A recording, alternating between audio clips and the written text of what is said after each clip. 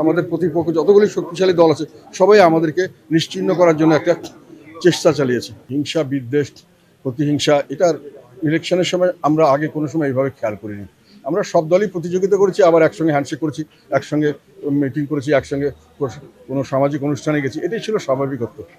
এটা কিছুটা বিঘ্ন হয়েছিল আওয়ামী লীগের আমলে, এখন এটা একেবারেই ধ্বংস হয়ে গেছে। এখন এখানে কোনো শালীনতা নেই, অশ্লীল ভাষায় কথা বলা হচ্ছে, রাজনৈতিক শিষ্টাচার নেই, যেগুলো একটা স্বাভাবিক একটা রাজনৈতিক নেতা আরেকটা রাজনীতিকে একটা সহনশীলতা, তার প্রতি একটা শ্রদ্ধাবোধ, পরস্পরের প্রতি শ্রদ্ধাবোধ, এগুলোকে আমরা ধ্বংস করছি। এবং আমি মনে করি যে এই ধ্বংসের শেষ এবার হবে, হয়তো এই নির্বাচনের মাধ্যমেই অনেক কিছুরই কবর রচনা হবে।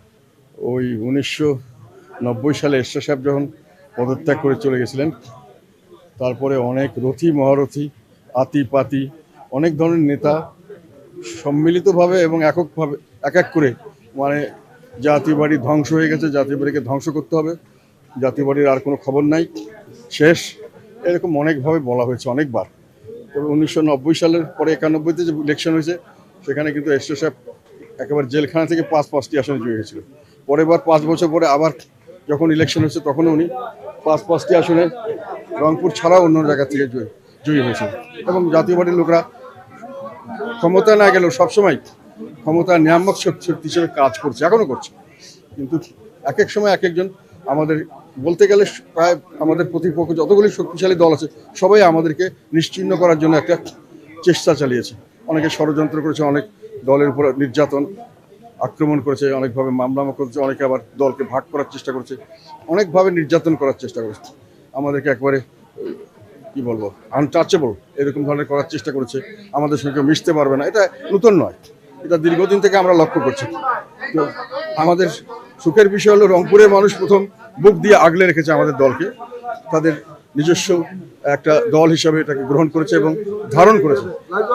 তার জন্য আমরা পরবর্তীকালে কিন্তু সব জায়গায় আস্তে আস্তে আবার পুনরুত্থান হয়েছে। প্রত্যেকবার আমাদেরকে ধ্বংস করার চেষ্টার পরবর্তীকালে আবার আমাদের পুনরুত্থান হয়েছে। এখন আমরা প্রায় 40 বছর হয়ে গেল বোধহয় দলটি, এবং এখন পর্যন্ত আমরা বাংলাদেশের রাজনীতিতে একটা গুরুত্বপূর্ণ দল হিসেবে এখন পর্যন্ত দায়িত্ব পালন করছি। আর যখনই যেই রাজনৈতিক দলে যখনই হোক, এর পরবর্তীতে আমাদের বিষয়টি আসেনি।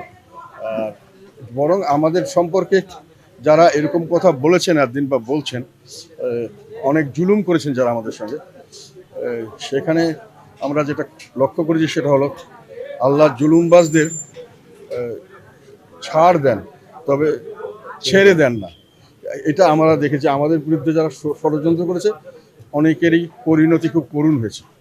এবং এখনও আমি মনে করি যে জুলুমবাজদেরকে আল্লাহ ছাড় দিচ্ছেন হয়তো, কিন্তু হয়তো শেষ পর্যন্ত ছেড়ে দেবেন না।